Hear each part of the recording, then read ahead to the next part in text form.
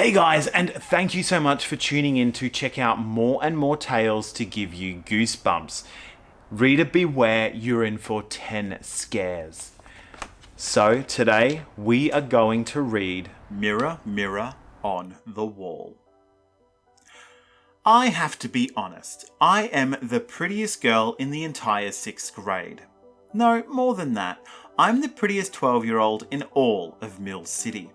At least, I used to be. I used to spend hours gazing at my mirror, hours doing my hair, trying on clothes, making sure I looked perfect. And then it happened. The thing that changed my life. Now, the whole world is topsy-turvy and everything is different. I'm different. What made me so pretty back then? I kept a list on the first page of my history notebook. Number 1, thick wavy blonde hair. Number 2, blue eyes to die for. Number 3, the sweetest button nose. Number 4, baby soft skin. Number 5, the straightest white teeth. That was me, Bonnie Sue Bowers. No wonder I spent so much time in front of mirrors. One afternoon, I stood in front of my bedroom mirror. Who's the prettiest girl in Mill City? I asked my reflection. Then I laughed out loud. I already knew the answer. I tossed back my shiny blonde hair. I watched my dazzling smile light up my entire face. And then I checked the calendar. I kept it taped to my floor-to-ceiling mirror. Let's see, I said, running my finger along the dates. Today is Saturday. Mall day, of course. I smoothed down my brand new skirt. It was baby blue, just like my eyes. Soft, rustling pleats swirled around my legs. I twirled around in a slow circle. The Bonnie Sue in the mirror twirled too, and the pleats fluttered like feathers. I brushed my hair, then flossed my teeth. I didn't take my eyes off the mirror for a second. Perfect, I told my reflection. Hey, Dogface! My brother Ricky shouted from the doorway. Why are you always gawking at your dumb reflection? Ricky is 8 years old and a giant pain. That day his greasy brown hair hung over his face. His hands were grimy with dirt. He'd be out wrestling with his friends in the mud again. Of course, I ignored him. That pest always calls me names. Dogface, mouse breath, he thinks he's such a riot. Ricky strode into my room. He held out his grubby hands, then he edged closer to me, a grin on his face. I'm going to get you, he teased. I'm going to get you dirty. I leaped away and started to shriek. No, get away from me. I stopped shrieking when I caught my reflection in the mirror. Whoa, what was going on, I wondered. The Bonnie Sue in the mirror was standing still with her mouth clamped shut. How could that be? How could my reflection not follow my every move? Was I seeing things? I blinked in surprise and took another look. The mouth in the mirror hung open, just like mine. I shrugged, and so did my reflection. Okay, I thought, back to normal. Ha! Ricky cried, and he wiped his gross, filthy hands down the back of my skirt. You creep! I screamed. I leaned closer to the mirror for a better look. Long brown mud smears trailed from my collar to my waist. One of my favourite outfits was ruined. I went running to the stairs. Mum! I called out. Ricky got mud all over me. Ricky, come down here right now, my mother called from the living room. Leave your sister alone. Ricky made a face and left, and I changed into an even cooler outfit for my trip to the mall. Too bad nobody was there to see it. My friends were all away at summer camp or at the beach, but I didn't really care. I needed to shop. First, I bought a sleek new swimsuit at the clothes closet. Then I went into Just Jeans and tried on 2 denim skirts. One black, one blue. I look great in both colours. I decided to get them. But before I left the fitting room, I took one last glance at the mirror. I smiled at my reflection, and my reflection stuck her tongue out. I jumped back from the mirror. This couldn't be happening. A reflection can't have a mind of its own. That's impossible. I gasped. My reflection gasped. I shook my head. So did my reflection. Maybe I was seeing things, or even worse, maybe I needed glasses. I scooted closer to the mirror. I tossed my hair, I stamped my feet and sighed. My reflection followed my every move.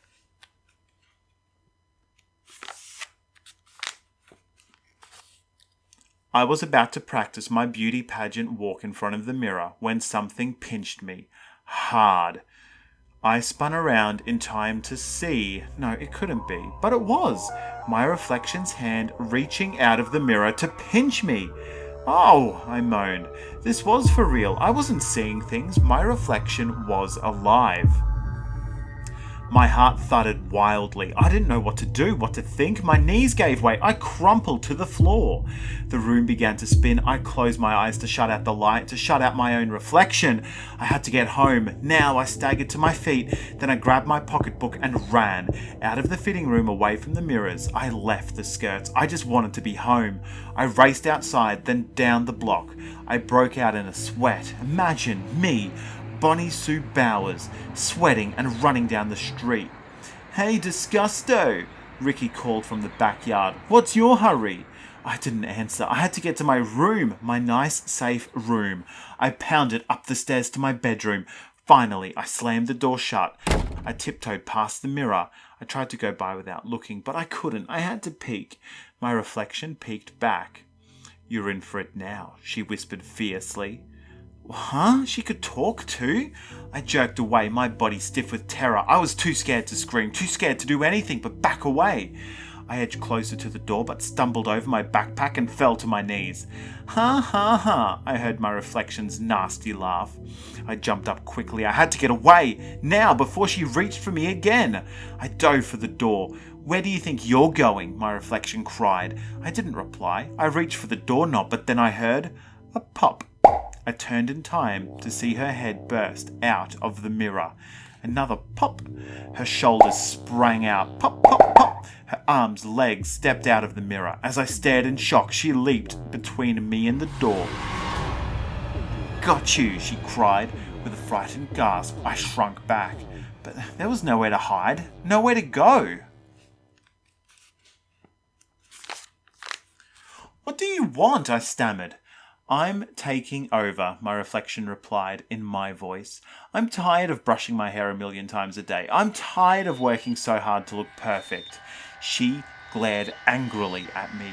"And I'm tired of staring at you all day. I want to change. I want out. Your history, Bonnie Sue. I'm the real Bonnie Sue now." The reflection grabbed my arm. She felt real, solid, more than solid. Iron fingers gripped me tight.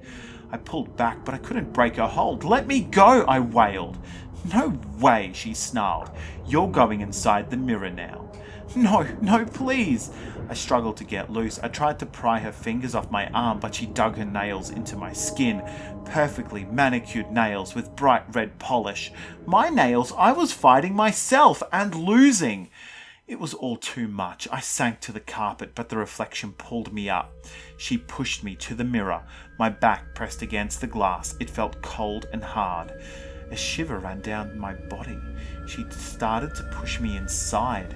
"Do something, Bonnie Sue," I urged myself. "Do something now." Weapon. I need a weapon.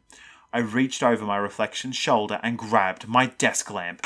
With a desperate groan, I swung the lamp at my reflection. Missed. "Oh," I cried as the lamp smashed into the mirror. "No!" I heard my reflection's horrified cry. The mirror exploded. 1,000,000 pieces of jagged glass shot through the air. I ducked and shielded my head with my arms. Then, slowly, carefully, I raised my head and gazed around. Was I safe? Was my reflection still there?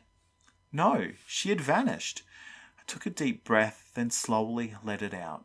The whole crazy thing was over. Finished. I had won. I defeated her. A smile spread across my face as I stepped over the shards of mirror on the floor, but my smile quickly died. I could still see my reflection, there and there and there and there, reflected in each jagged piece of broken mirror. My reflection sneered up at me, grinning as if she had won after all. I gazed down from piece to piece. I saw Bonnie Sue after Bonnie Sue, dozens upon dozens of Bonnie Sues inside the broken pieces of the mirror, each one pointing a finger at me. I screamed. Footsteps pounded up the stairs. "Bonnie Sue," my mum called. "Are you okay?" "In here, Mum," I cried. "Help me." "There's no help for you," dozens of voices called out. The reflections all spoke together. And then, as I gasped in horror, they began to rise up. Dozens of reflections. They floated up from the mirror pieces like ghosts. Then they stood solidly on the floor. Bonnie Sues all around me, grinning, pointing, surrounding me, dozens and dozens of me. They pressed in tight. I couldn't move, couldn't get away. "Bonnie Sue?" My mother flung open the door. Ricky poked his head in behind her. "What's going on in here?" Mum shrieked. "My reflections, they escaped from the mirror," I cried. "My reflections, they escaped from the mirror," all the other Bonnie Sues repeated together. Ricky gasped. "Look at them all," he exclaimed. "Bonnie Sue, which one are you?" my mother demanded. "I am," I cried. "I am," cried all the Bonnie Sues. I'm doomed, I thought. We all sound the same and look the same. We're exactly alike. How can I ever prove that I'm the real Bonnie Sue? Then it hit me. They were all reflections. I was real. Maybe they wouldn't have reflections of their own. It was worth a shot. I fumbled through my backpack for the small mirror in my compact. Yes! My hand wrapped around it. I drew it out quickly, then I held it in front of me. My reflection was there for all to see. "Mum, see," I cried. "I have a reflection because I'm the real Bonnie Sue." I waved the glass in front of the other Bonnie Sues. The mirror didn't reflect a thing. No reflections. "See," I cried, "they don't have reflections because they are reflections." "Bonnie Sue," Mum cried happily. She pushed the others out of the way and hugged me. And as she hugged me, I heard a long, terrifying howl. I stared over Mum's shoulder and saw other Bonnie Sues all screaming and waving their hands over their heads. Then something, some force, began stretching them, pulling them off the floor into the air. My little pocket mirror sucked them inside like a vacuum cleaner. One by one, they melted into a single reflection in my little round mirror.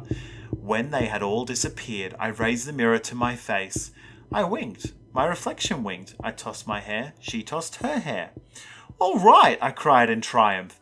I had defeated the reflections. Those copycats would never bother me again. I hugged Mum again. I was so happy. I even hugged Ricky. Then all three of us got to work cleaning up the mess.